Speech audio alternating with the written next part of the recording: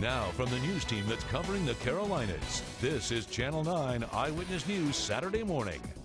We are following major breaking news right now. The FBI arrested a man in connection to the disappearance of 3-year-old Mariah Woods. The new information shifting the search efforts for the little girl to a recovery process. And in Charlotte, thousands of college football fans will be packing uptown for the return of the ACC championship. You know, the nation's eyes are on this game. We are taking a look at the economic impact it's expected to have on the city. Plus, we're going to break down everything you need to know if you're attending today's ACC events, especially the conditions outside. Take a live look out there. It looks okay for now. We've got some clouds. Depending on where you are, you might have a couple of sprinkles, a little bit of rain. We're going to keep an eye on how those showers are going to move through the area throughout the day. Good morning. I'm Brittany Johnson.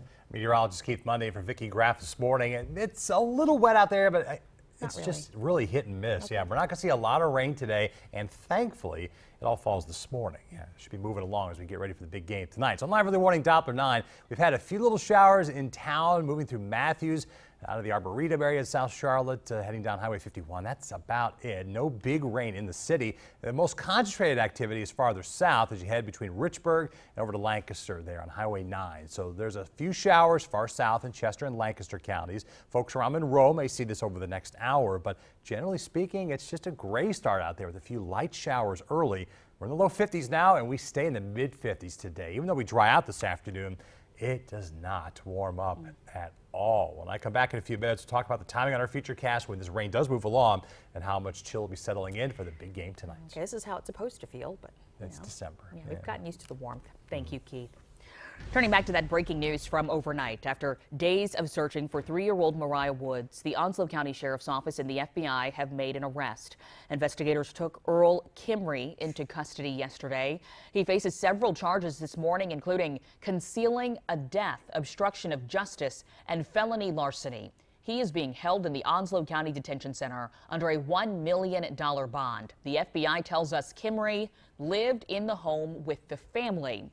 Investigators say due to the evidence they've gathered, they believe Mariah is dead. Certainly not the outcome so many people were praying for. The search will now shift to a recovery operation. Of course, Channel 9 will continue closely following every development in this case. As soon as we learn any new details, we'll bring them to you on air and online at WSOCTV.com. Your time is now 7:02. Thousands will pack uptown Charlotte today for the ACC championship football game. Number 1 Clemson is taking on number 7 Miami, and the winner will likely secure one of the 4 spots in the college football playoffs. And for the first time ever, ESPN's College Game Day will broadcast live from Romare Bearden from 9 until noon.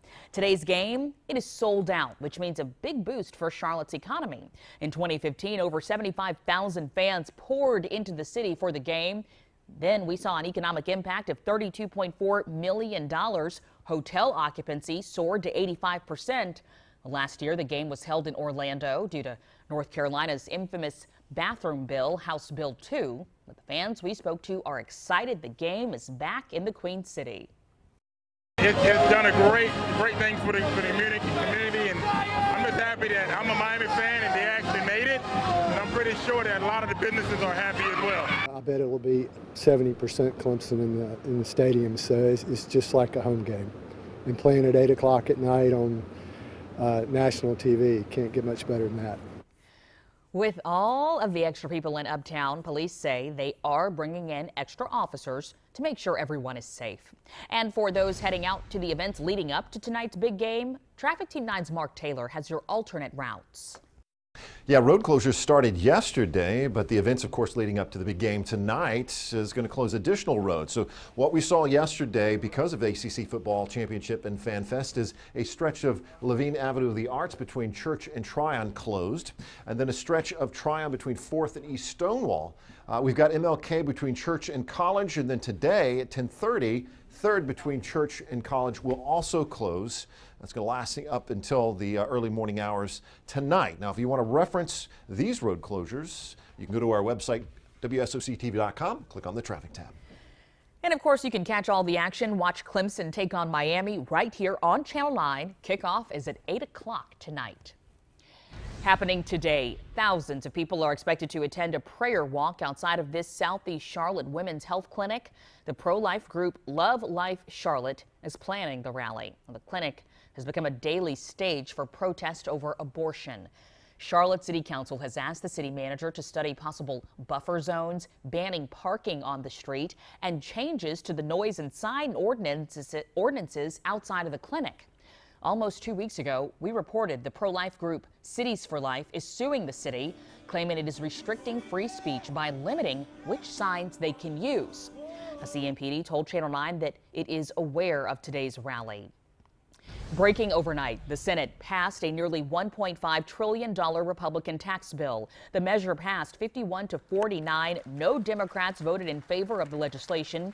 Senator Bob Corker was the only Republican to vote against the bill. The Tennessee Republican said he was concerned about raising the deficit. The House of Representatives approved its tax reform plan last month, and now the two chambers will now try to put together a final bill to send to President Trump. The president took to Twitter praising the passage of the bill. He said, quote, "We are one step closer to delivering massive tax cuts for working families across America."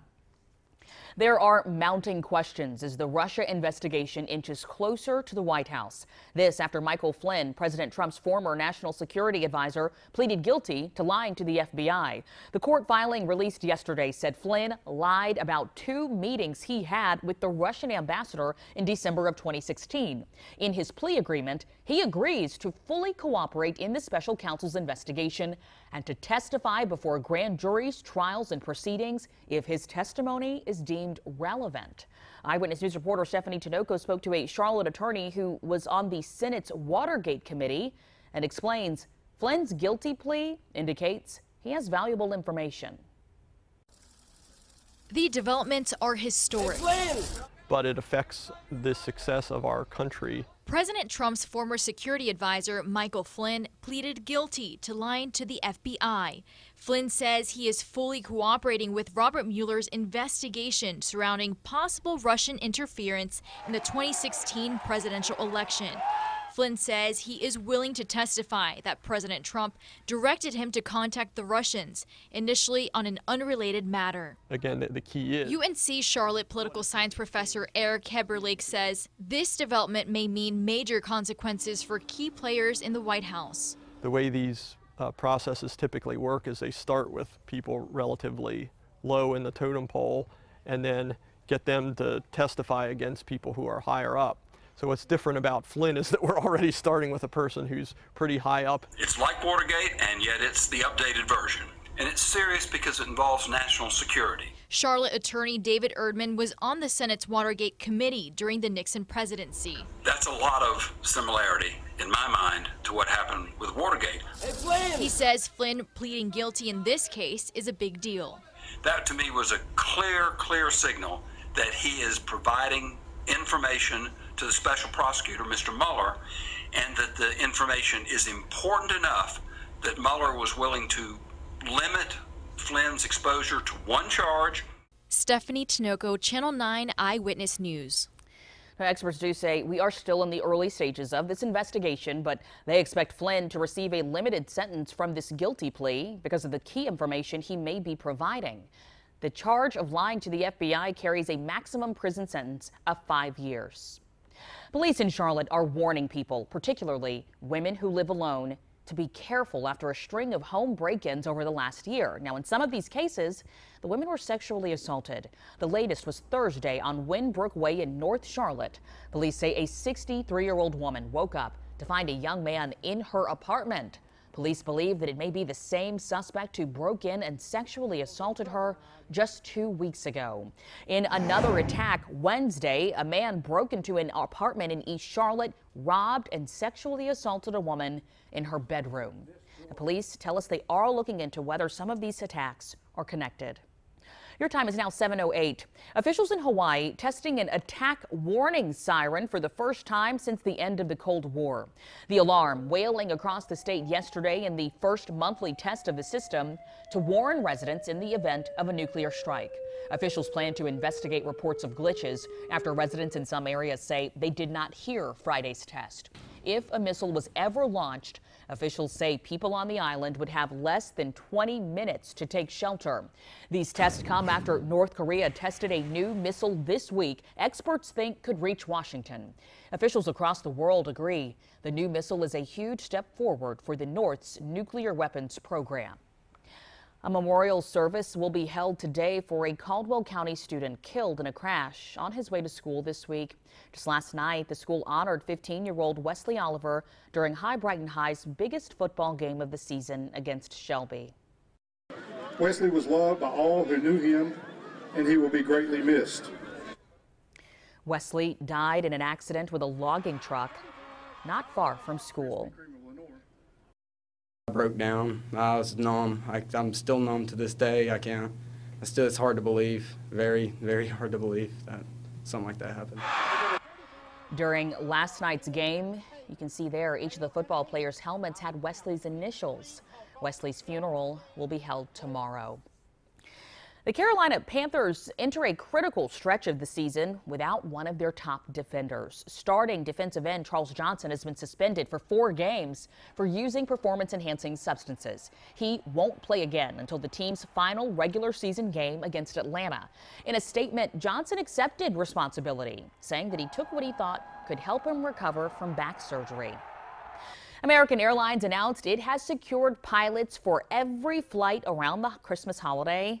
Earlier this week, we told you about a computer error that left thousands of flights uncovered.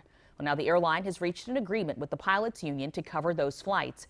American says Santa is flying, and so are they.